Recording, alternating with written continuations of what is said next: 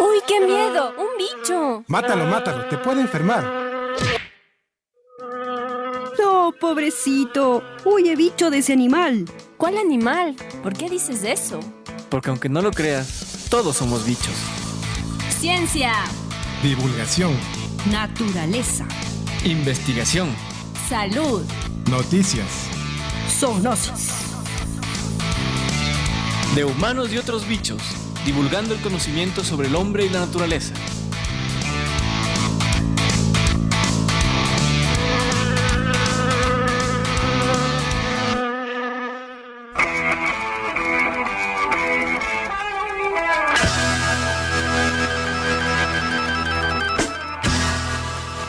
El universo está lleno de misterios que desafían nuestro conocimiento actual.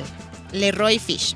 Con esta frase damos comienzo. Muy buenos días, queridos internautas y radioescuchas. Estamos aquí en una nueva entrega de su programa de Humanos y otros bichos.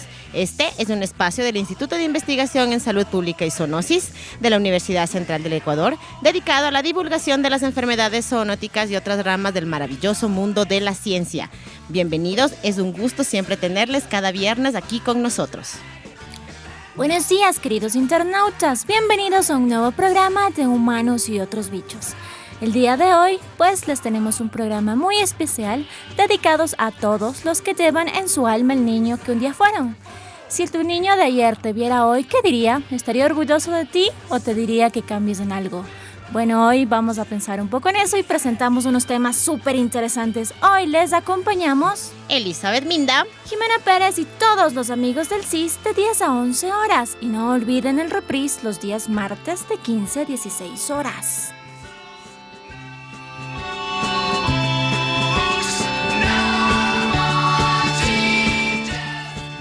Empezamos con los titulares. En la discusión de la semana hablaremos sobre la criptozoología.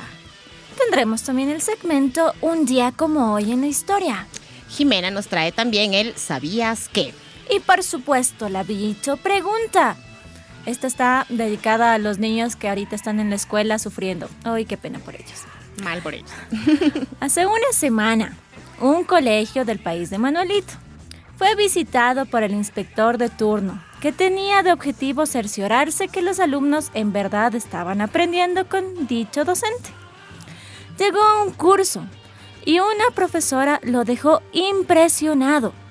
A cada pregunta que realizaba, todos los niños en la clase alzaban un brazo de forma entusiasta. Y cada vez que la profesora seleccionaba un joven diferente, respondía a la pregunta. Y las respuestas siempre eran correctas. ¿Cómo puede ser esto? Súper fácil, internautas. Esperamos sus respuestas. No se olviden que pueden interactuar con nosotros en las redes sociales, Facebook y Twitter con el hashtag BichoSIS y pueden comunicarse también a través de mensajes de WhatsApp o mensajes de texto con el número 098 7350 221. Les repito para que lo anoten, 098 7350 221. Un saludo muy especial para Franklin y Sandrita que están en la Reserva Limoncocha trabajando en el proyecto de cooperación con el WISEC. Un saludo al equipo SECSIS y pues también le enviamos un gran saludo a la niña de la casa de Yes Campaña, a Amelia, que disfrute mucho su día. Un saludo también para todos los niños y niñas que nos acompañan y como lo mencionaba Jimena al inicio, pues un saludo a todos los que llevamos un niño dentro.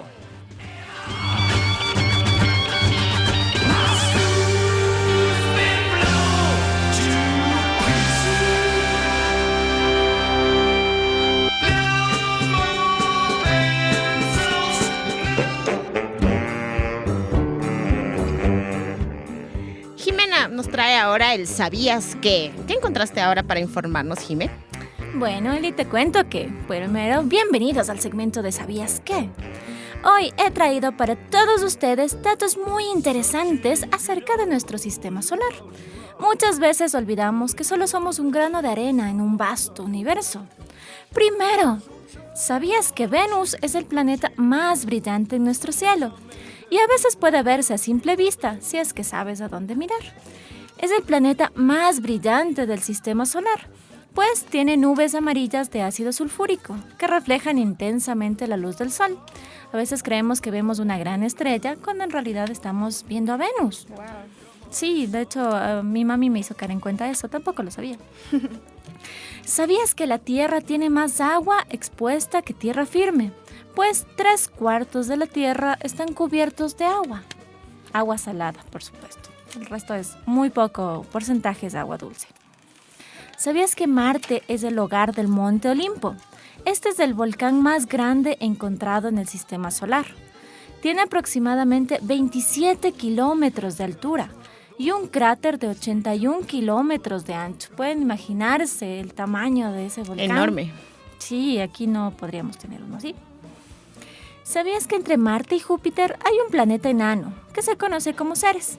Y este ya fue descubierto en 1800. Es el planeta enano más pequeño hasta ahora en nuestro universo y el único encontrado en un cinturón de asteroides. Pero recordemos que un planeta enano no es un planeta. ¿Sabías que Júpiter es el planeta más grande del sistema solar, pero gira muy rápidamente sobre su eje? Un día en Júpiter solo dura 9 horas y 55 minutos.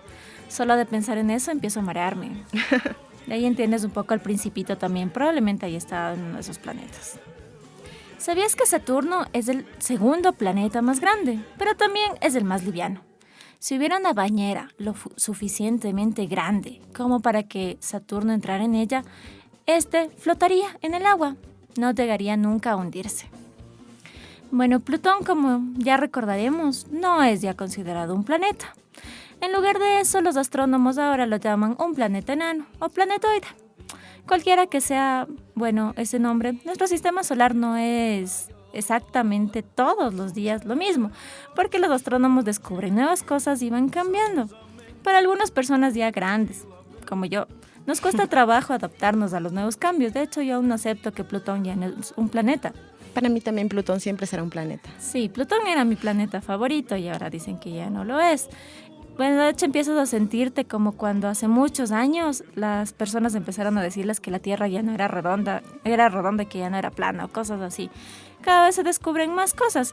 Plutón para mí siempre será fantástico, a pesar de que ya no entrará en las canciones de los 9 planetas. Así que hay muchos proyectos como New Horizons que fueron los que descubrieron que Plutón tiene una área pequeña que tiene forma de un corazón. Lo llaman como el corazón de Plutón. Tiene, si se ven las imágenes satelitales, las imágenes de allá, un corazoncito en la mitad de Plutón. Súper interesante. Siempre será genial ver cómo progresa nuestro sistema solar a medida que los astrónomos descubren más y más mediante el uso de tecnologías, como es el telescopio Hubble. Así que nunca paren de aprender, queridos internautas. Hasta un próximo ¿Sabías qué?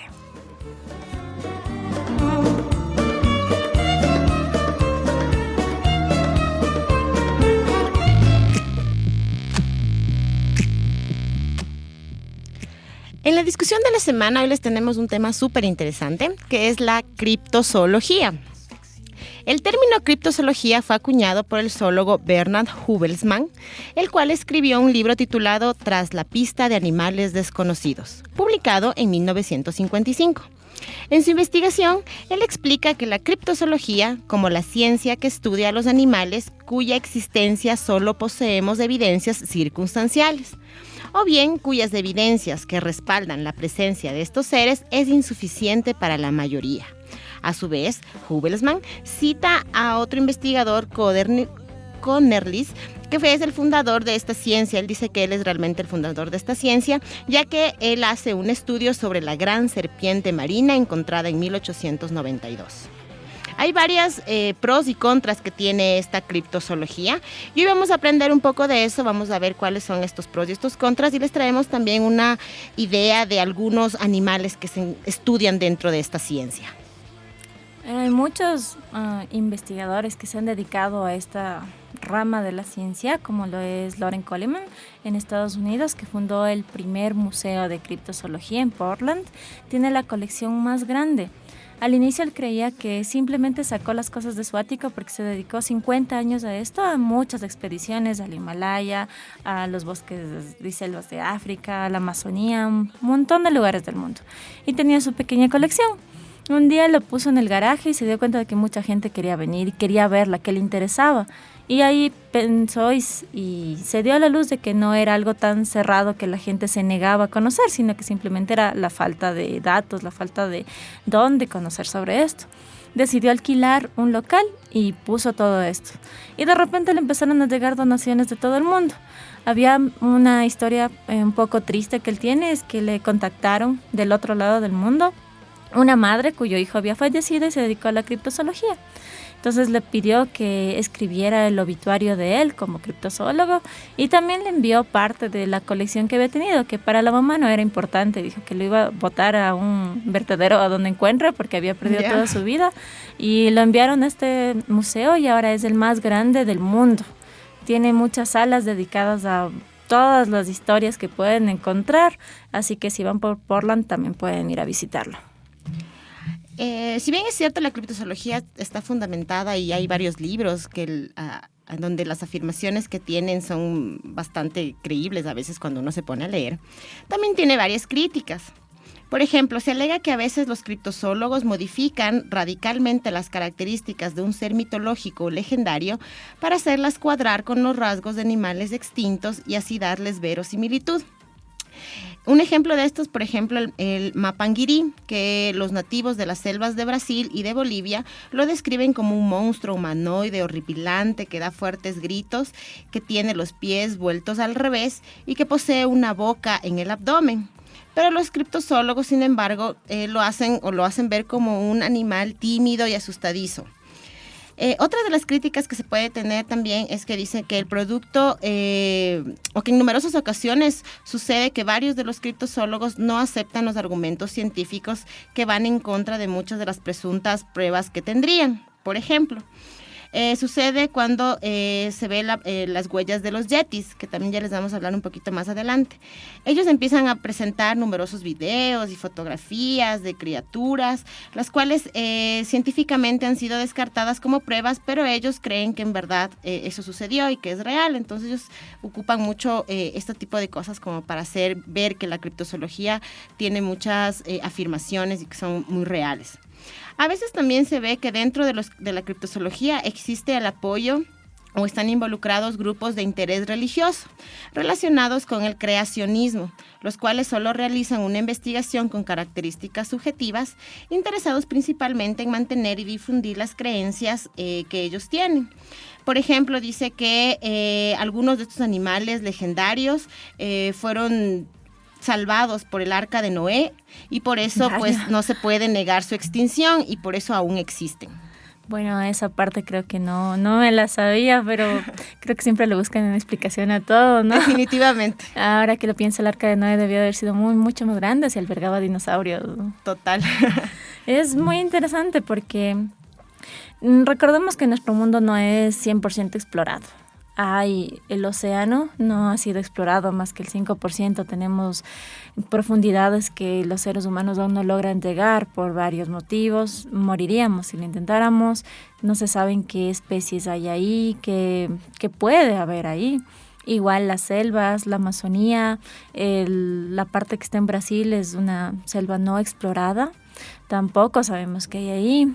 Igual en África hay muchos lugares donde no ha entrado el ser humano todavía, pero existen leyendas.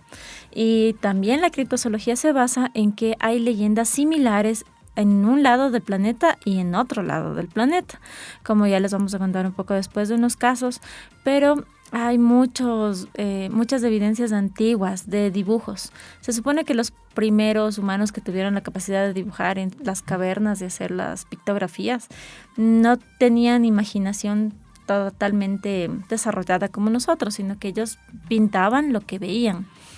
Pintaban historias de lo que veían o lo que les pasaba a diario.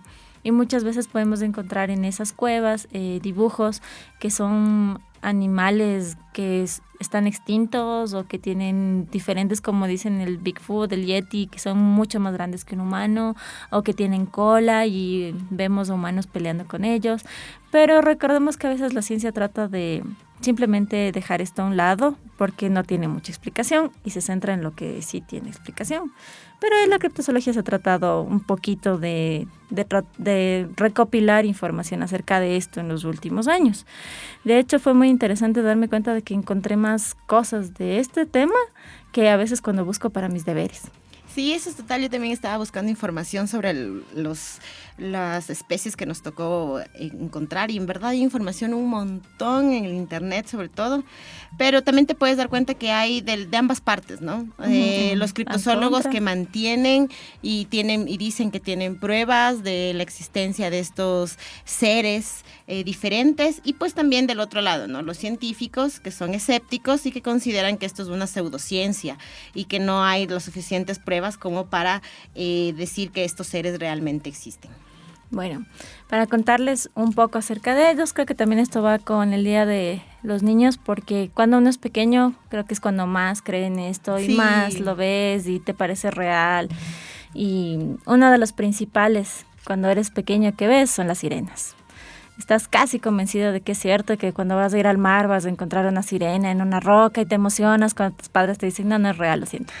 Pero bueno, en el 2012, bueno, la Administración Nacional Oceánica, que es una agencia federal de la oceanografía en Estados Unidos, declaró oficialmente que las sirenas no existen, porque gracias a un documental que había salido, toda la gente empezó a creer que sí existían, que habían encontrado pruebas, cuerpos, y la gente se volvió como loca ya intentando ir a las costas y a buscarlas y a cazarlas y con sus aparatos ahí en el mar y todo, cuando en realidad había sido un documental que parecía muy real, pero se olvidaron de leer que al final decía esto es un hecho ficticio y demuestra lo que podría ser si es que fueran reales, pero nunca dijeron que lo eran. Sin embargo, el documental, por si quieren ver, desde Animal Planet, se llama Sirenas Cuerpo Encontrado, una pizca de verdad que vive debajo de la leyenda de las míticas sirenas. Esto era en verdad solamente un documental, era lo que podría ser la explicación, pero no era real. Nada de esas pruebas que mostraron ni nada de los videos, nada era real.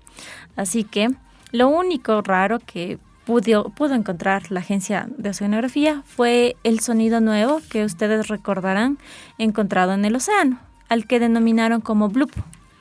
Wow. Que fue un sonido que no saben de dónde viene. Fue grabado en las profundidades del Océano Pacífico por esta agencia a final de los 90.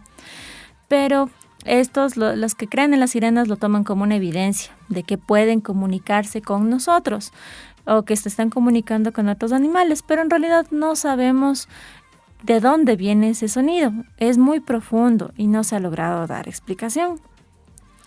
Igual hay muchas personas, muchos marineros, que antes a otros les llamaba piratas y ahora son los pescadores y todo lo demás, afirman haber visto figuras humanoides con cola en sus varios viajes.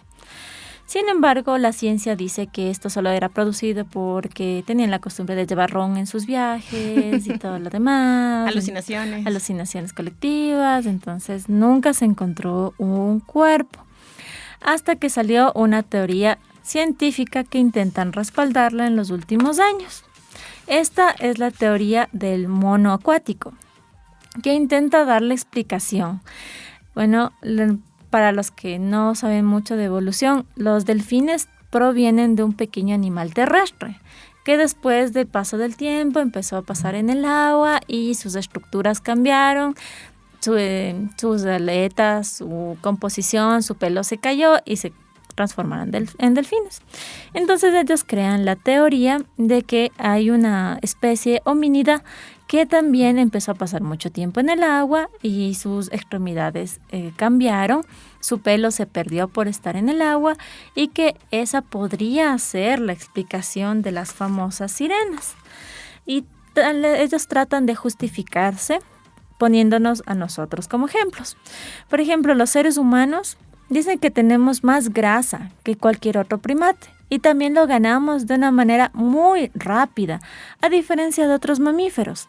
Esto la mayoría podría creer que es por las horas que pasamos sentados, la comida, pero Esta teoría dice que las ballenas y delfines también tienen una cantidad de grasa por lo que viven en el agua. Y esta grasa es subcutánea. Y además, nosotros los humanos igual, la grasa que almacenamos es subcutánea. Esto podría ser un indicativo de un medio acuático, de que alguna vez estuvimos en el agua. Wow. Entonces, ellos tratan así de explicar. De igual manera, el sistema respiratorio. Pues resulta que nuestra capacidad de controlar nuestra respiración es inusual para un mamífero terrestre. En cambio, eso es muy usual para los mamíferos acuáticos, porque ellos deben controlar su respiración para cuando necesitan salir a la tierra y otra vez ingresar. Así que ellos tratan de explicarlo de esta manera y de tratar de que, si es que hubiera una explicación lógica, fuese esto. Ajá, quieren tratar de darle una explicación evolutiva, pero no hay pruebas igual. Así que a los que creen en las sirenas, de hecho yo tenía un compañero en la universidad que le encantaban las sirenas y él defendía que eran ciertas, tenía todo de sirenas y siempre nos contaba historias fantásticas que desde Roma, desde Grecia hablan de las hermosas mujeres con cola de pez, que hay muchas leyendas y pues esa parte tiene razón. Hay muchas civilizaciones antiguas que en sus leyendas constan dioses que están en el agua o hermosas mujeres con colas. Así que, verdad, fantasía, no lo sabremos todavía. Otra de estas criaturas que también son estudiadas en la criptozoología son los dragones. Y muchos de nuestros radioescuchas deben estar familiarizados con ellos porque me imagino la gran mayoría ve esta serie que se llama Juego de Tronos. Ahí aparecen unos fantásticos y fabulosos dragones y pues obviamente también son estudiados dentro de esta ciencia. Primero, el dragón proviene de una palabra antigua griega que se llama drakon, que significa serpiente o víbora. Y ha estado representado a lo largo de la historia de la humanidad en la mayoría de las mitologías, ya sean orientales u occidentales. La forma de verlos a estas criaturas es bastante fantástica, ya que se los ve como una especie de grandes lagartos o de serpientes, los cuales no están tan emparentados como pudiéramos pensar con nuestros reptiles actuales. Pero en general, un dragón es un ser reptiliano, normalmente alado, y muchas de las veces es capaz de escupir fuego por la boca. Si ya nos quedamos con esta imagen que les acabo de mencionar, podríamos considerar que los dragones son lagartos ancestrales. Ellos dicen mucho que pueden ser la evolución de una especie de dinosaurio. Esto es así porque tienen sangre caliente, que no es propia de los reptiles modernos. Los reptiles modernos se los considera poiquilotermos, es decir, que ellos van regulando su temperatura dependiendo del ambiente en el que están. Por eso podemos ver, por ejemplo, en Galápagos, a las iguanas de Galápagos, en las rocas acostadas tomando sol porque ellas necesitan regular su temperatura. Podemos decir también que obviamente son de un gran tamaño, es un enorme reptil, que técnicamente hubiera desaparecido hace millones de años. Una habilidad impresionante que tienen estos dragones también es la de poder volar, y eso podemos verlo fantásticamente en esta serie que habíamos mencionado. Hay un investigador que se llama The Grace Tyson que explica de manera científica por qué estos dragones tendrían esta capacidad de volar, y dice que pues es un poco cuestión de aerodinámica.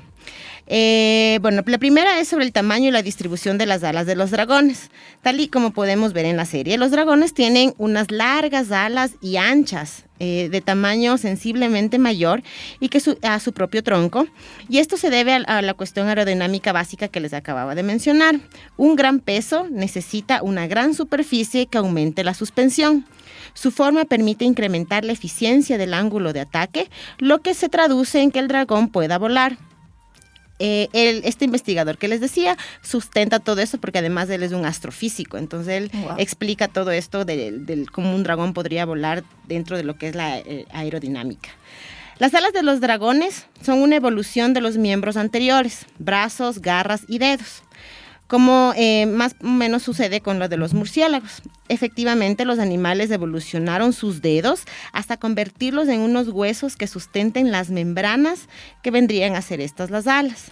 Por ello, la punta de su ala en realidad es el dedo pulgar, mientras que la ala completa es una mano.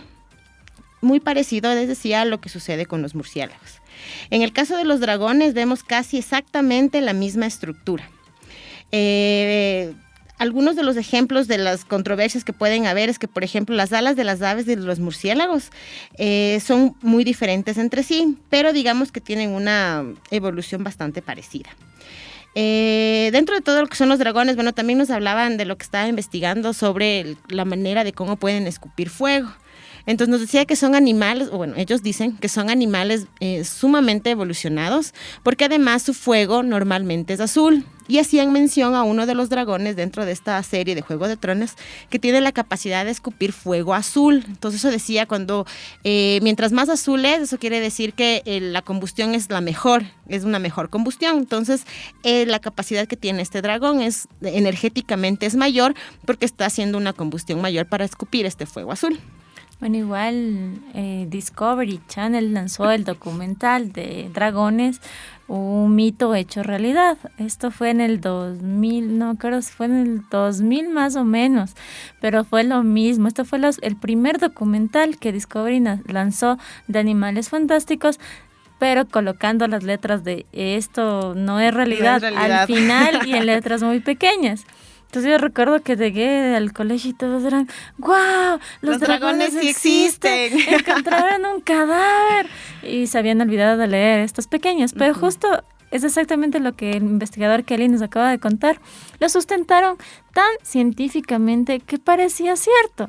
Ellos sustentaban que, es más, se alimentaban, utilizaban unas piedras en los montes Cárpatos, que eso lo utilizaban de ignitor en su boca para liberar el fuego azul. Uh-huh. Igual ellos explicaban que como que no tenían, la única diferencia es que no tenían manos, porque ningún animal puede tener manos y alas, pues serían cuatro extremidades superiores, sino que solo tenían alas y que las manos sí habían sido inventadas. Uh-huh. Y muchas cosas más que te das cuenta de que cuando quieren confundir a las personas, lo pueden conseguir totalmente. Uh-huh. Bueno, viendo estos seres mitológicos, aparecieron también los nombres de algunos de los seres que nosotros conocemos en la realidad y que los podemos ver en algunos lugares de la naturaleza. Y un ejemplo es el dragón de Komodo. Este dragón de Komodo, digamos que es una fiel representación de los dragones mitológicos, ya que es el lagarto de mayor tamaño en el mundo y puede llegar a medir hasta 3 metros de longitud.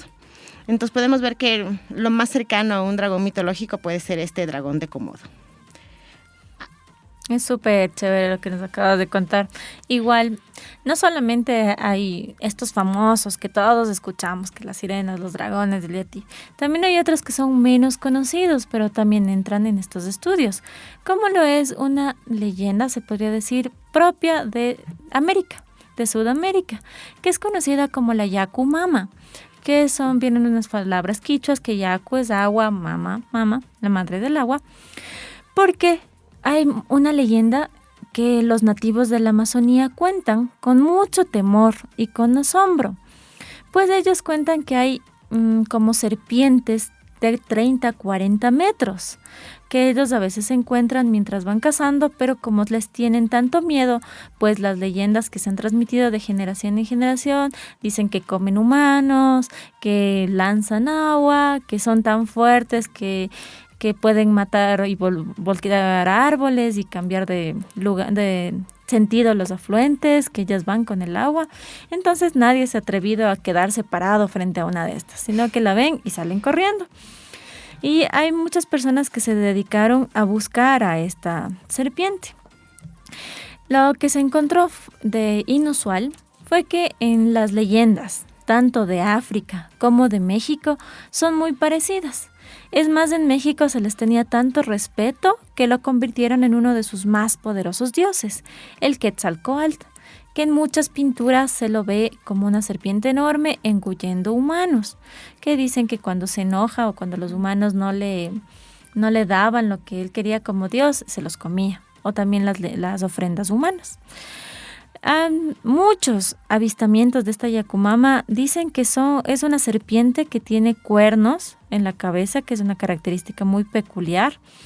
Y pues la explicación científica que tratan de dar es que podría tratarse, si es que existiera, de una Cecilia prehistórica.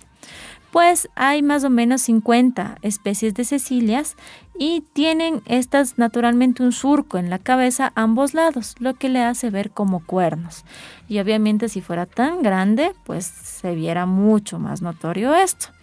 Estos son como unos tentáculos retráctiles, son horribles, pero como la gente dicen que solo lo ven y salen corriendo, pueden parecerles solo cuernos. Mike Warner es uno de estos investigadores que ha ido a la Amazonía a tratar de encontrarlo y pues dice que la especie exacta de esta criatura es desconocida, pero que se cree que las características físicas y el comportamiento son o de una serpiente o de una cecilia, que es una criatura anfibia muy similar a las serpientes. Así que desde 1900 trataron de buscar a esta criatura. Unos exploradores famosos, por supuesto, y mencionan que ellos encontraron, mientras viajaban por el río Amazonas, una serpiente muy grande, enorme, que tenía como 2 metros de ancho, que solo su cabeza medía 2 metros y que ellos obviamente se asustaron, que no pudieron hacer nada más que quedarse inmóviles en su barco, pues tranquilamente ella los mataba y en ese tiempo no tenían evidencia. Sin embargo, sí encontraron una anaconda en otra de sus expediciones que la mataron, porque ya sabemos que antes tenían la costumbre de todo lo que encuentran, matan. Y desconocido sobre todo. Y si es desconocido sobre todo, ¿qué vamos a hacer? Matarlo. La mataron y la midieron muerta. Medía más de 24 metros de largo. Wow. Una anaconda que imagínense lo que son 24 metros. ¿Cuántos años tendría? Y llegaron ellos y la mataron. Pero bueno, esto fue en 1920 más o menos. Así que siguieron contando esta historia hasta 1948, hasta que este mismo investigador se dio cuenta de que él viajó también a África.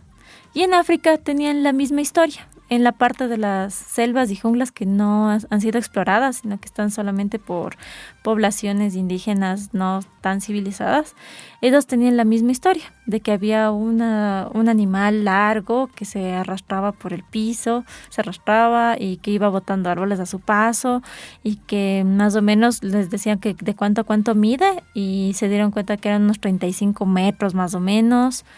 Y pues eso es algo increíble, porque aquí obviamente no vamos a encontrar eso cruzando la calle, ¿no? Ajá. Pero hay lugares que no han sido explorados.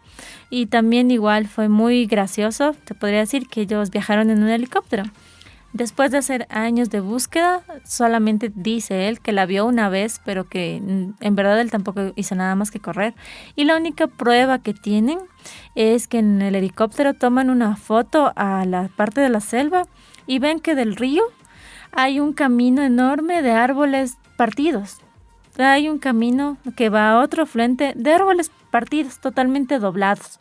Se preguntan qué tipo de animal podría hacer eso, de quebrar árboles y cambiar los afluentes de los ríos. Entonces es la única prueba que ellos se basan para que existan el Yakumama.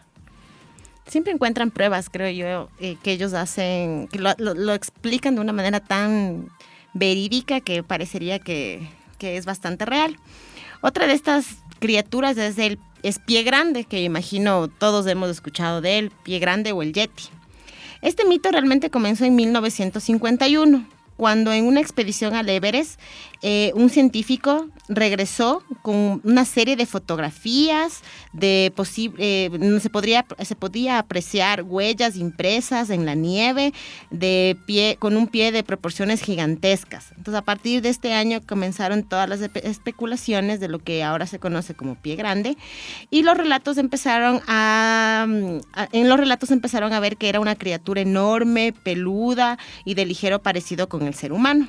Incluso hay tantas personas que estudian a Pie Grande dentro de lo que es la criptozoología, que digamos que se creó una subdivisión que se llama Bigfootología, que se encarga de estudiar exclusivamente a Pie Grande.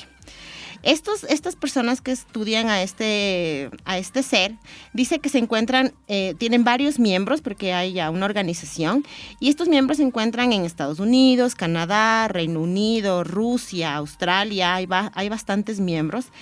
Y ellos dicen muchas cosas acerca de Pie Grande. Por ejemplo, que hay miles de ejemplares. Hay un investigador que se llama Ridman Mullis, que en varias entrevistas él dice que aproximadamente en Norteamérica viven unos 100,000 ejemplares de pie grande, pero que él no puede calcular, o sea que con las estimaciones que él hace más o menos serían estos 100,000 ejemplares.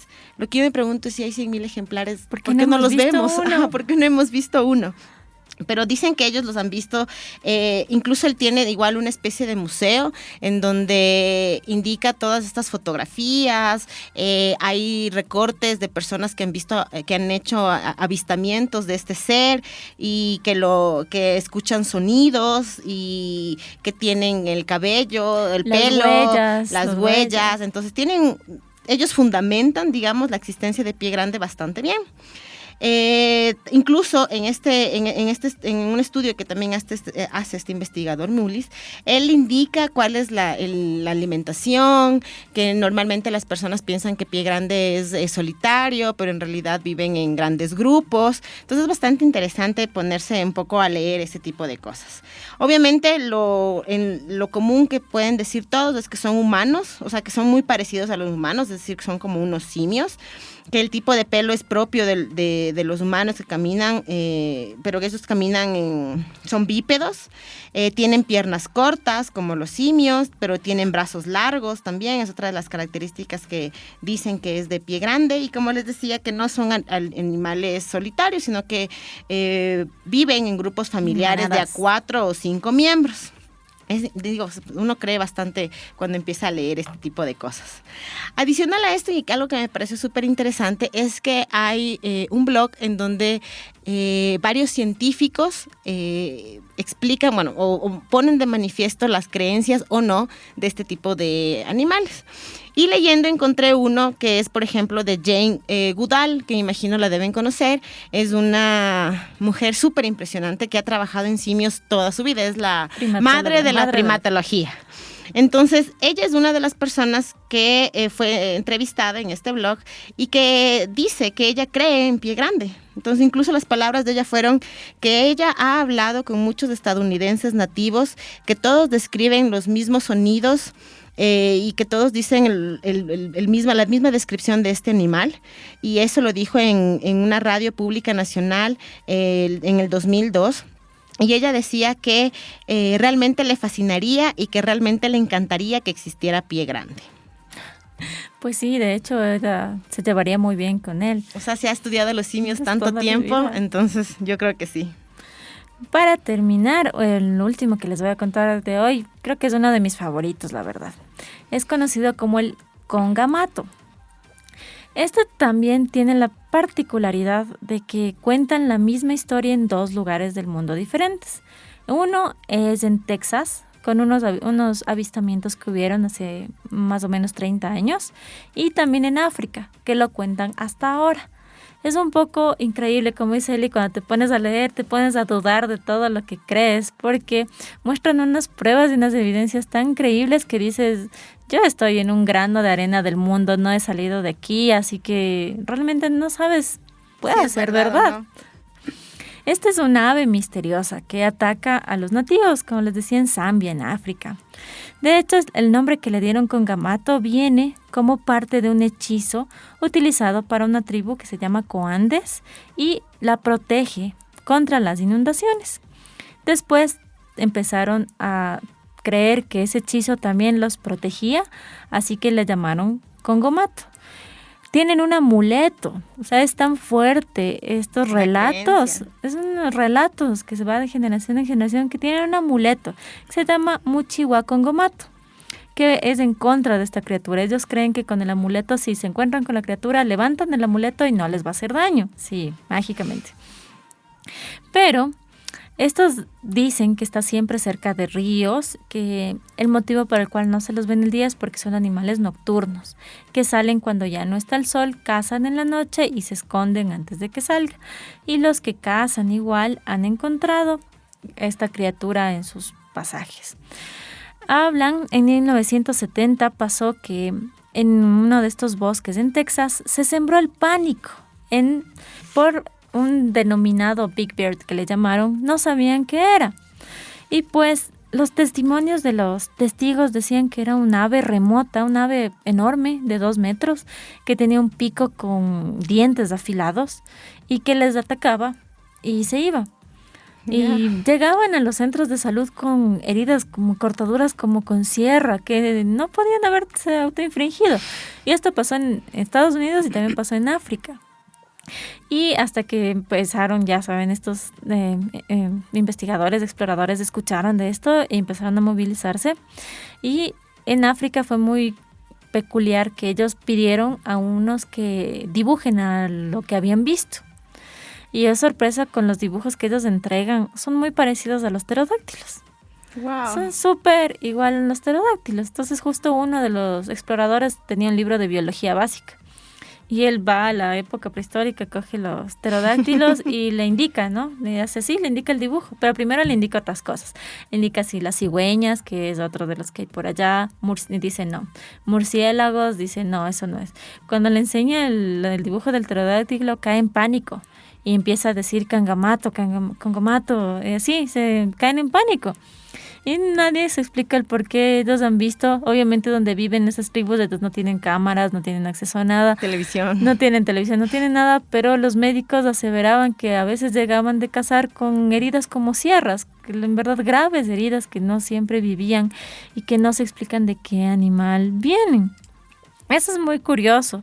Pues, como les digo, hay muchas partes del mundo que no tenemos exploradas. Algunos dicen que sí pueden haber reptiles prehistóricos que sobrevivieron, que están escondidos. Y cuando uno se pone a pensar en la devastación que hemos causado a las especies que conocemos, entiendes tal vez un poco del por qué esas especies, si es que existen, prefiero que no las encuentren, que se queden en nuestros libros. Otro libro súper interesante en el que también podemos ver estos monstruos, digamos, o estos seres mitológicos es el Viaje al centro de la Tierra de Julio Verne. Entonces ahí podemos ver cómo él también recrea estas fantásticas seres que están en el centro de la Tierra y toda la historia detrás de Viaje al centro de la Tierra. Es súper interesante ese libro también, como para darnos una idea, ¿no?, de cómo se pensaba en esa época. Además, recordemos que él algunas cosas años después tenía toda la razón, como la distancia que hay entre la Tierra y la Luna, exacto, y cosas así que Julio Verne no estaba tan loco. ¿Quién sabe? No lo sabremos todavía. Bueno, finalmente, el último ser que les vamos a presentar el día de hoy es uno que también todo el mundo debió haber escuchado en algún momento, que es el chupacabras.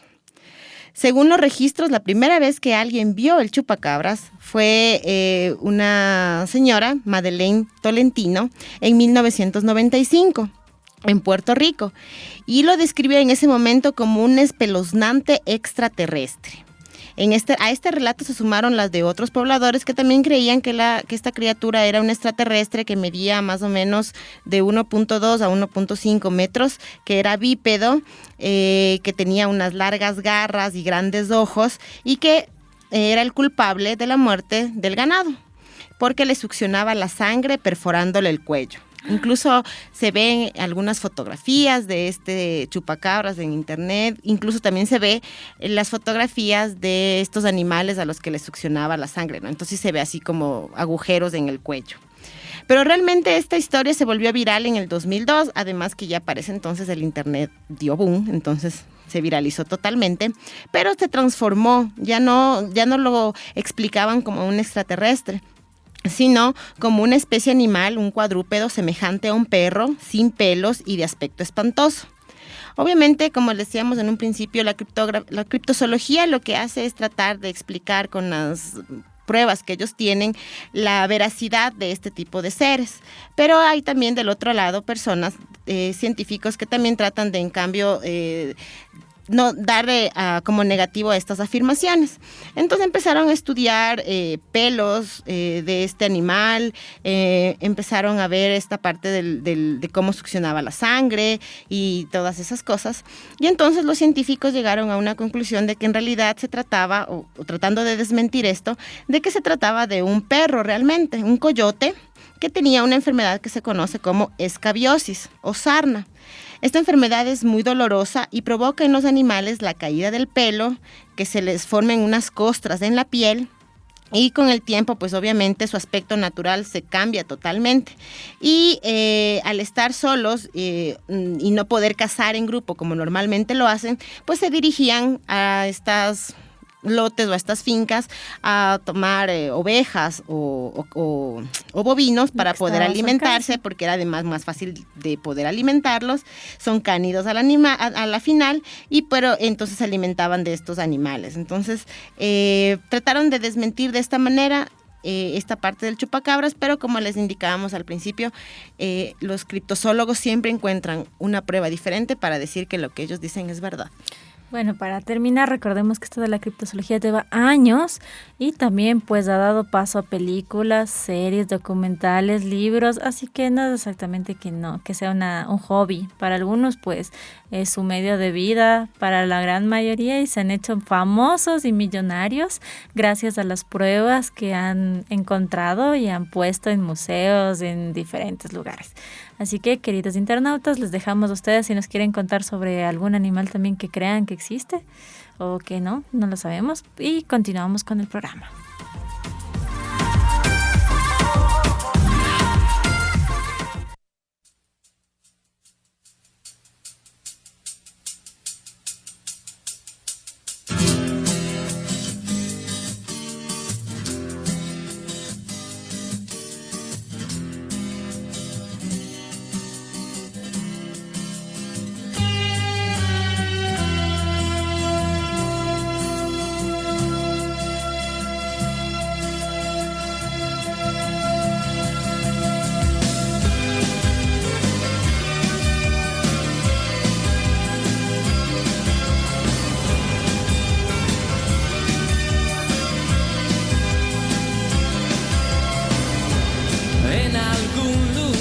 De un gran país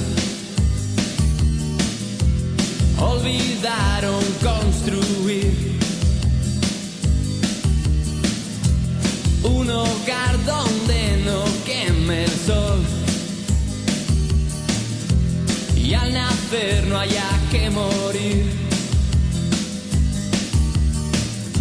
y en la sombra mueren genios sin saber de su magia concedida sin pedirlo mucho tiempo antes de nacer.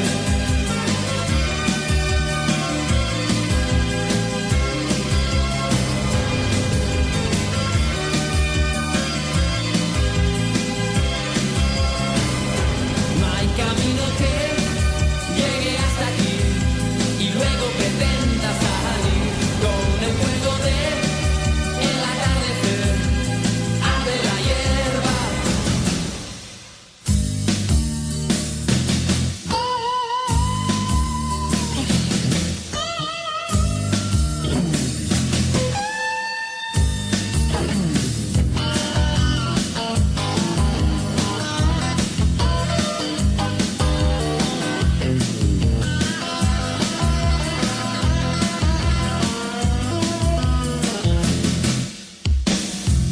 En algún lugar de un gran país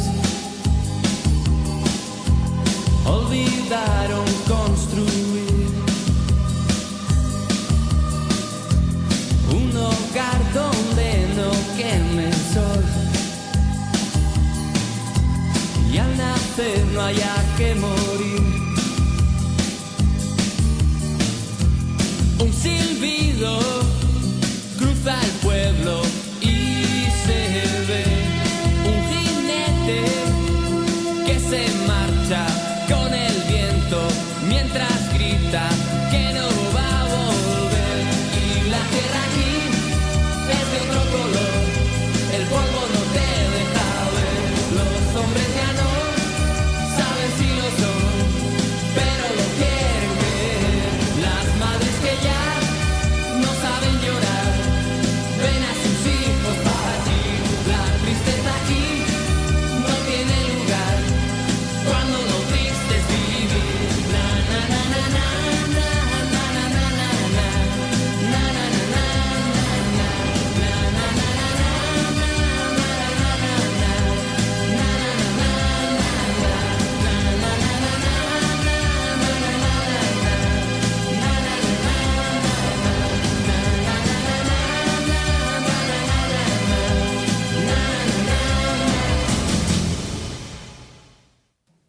acabamos de escuchar En algún lugar de Duncan Du, una canción que nos recuerda que ser diferentes no es malo. A veces esas personas cambian el mundo, pero tristemente no todas tienen esa suerte. Algunos solo viven por vivir. Tú eliges de qué grupo ser.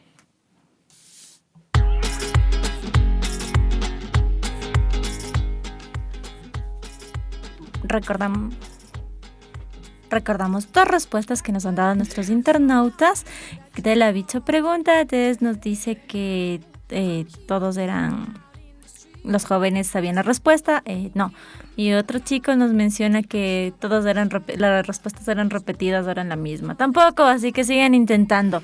Ahora damos la bienvenida a Eli con su segmento En un día como hoy en la historia. En un día como hoy en la historia, bueno, en realidad es una semana como hoy en la historia.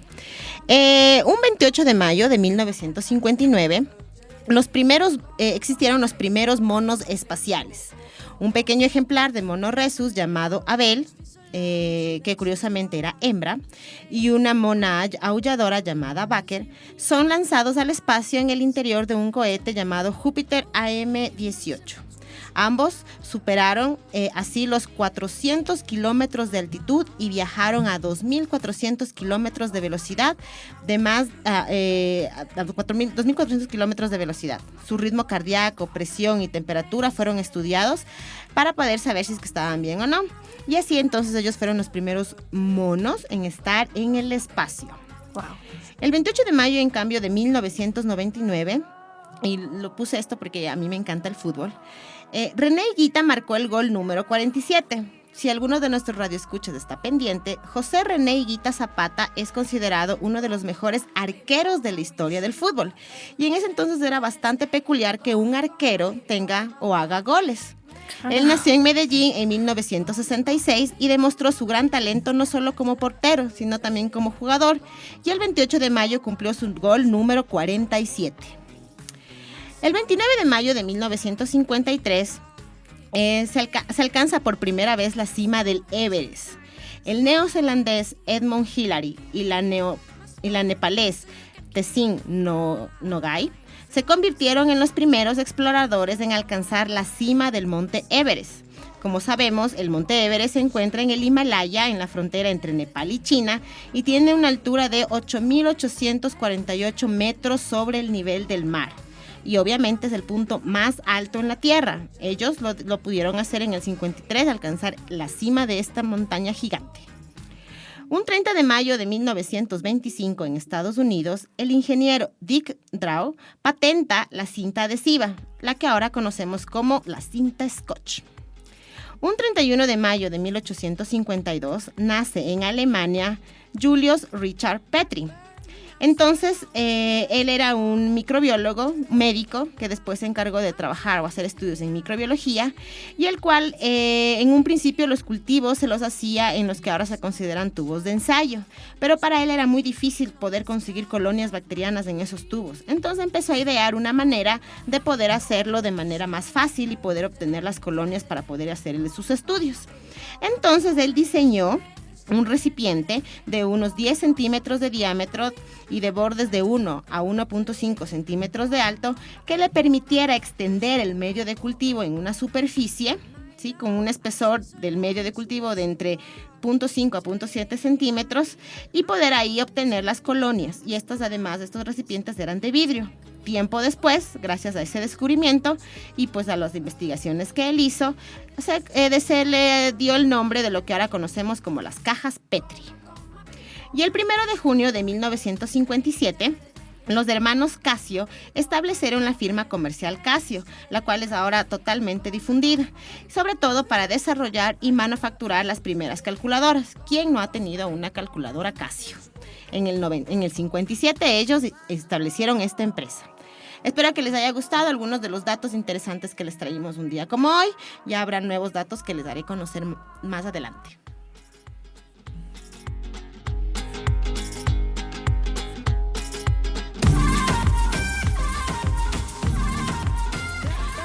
No se pierdan el programa de la próxima semana, donde les traeremos más novedades, nuevas cosas y súper interesantes.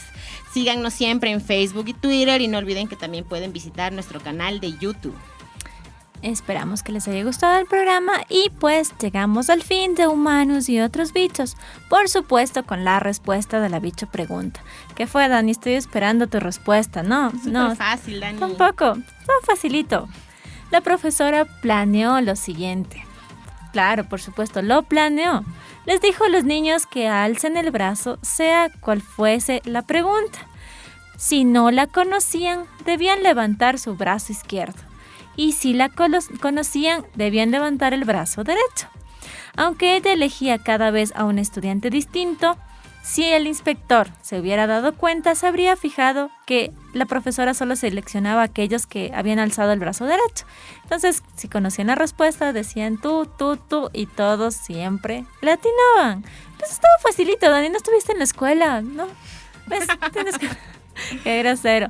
Hasta una siguiente entrega de Humanos y otros bichos. Recuerden que el reprise de este programa siempre es los días martes de 15 a 16 horas y nos vemos el próximo viernes de 10 a 11 horas en nuestro programa de Humanos y otros bichos. Espero que les haya gustado el programa del día de hoy. Muchas gracias, Radio Escuchas, por su fiel sintonía y como siempre, que la ciencia triunfe.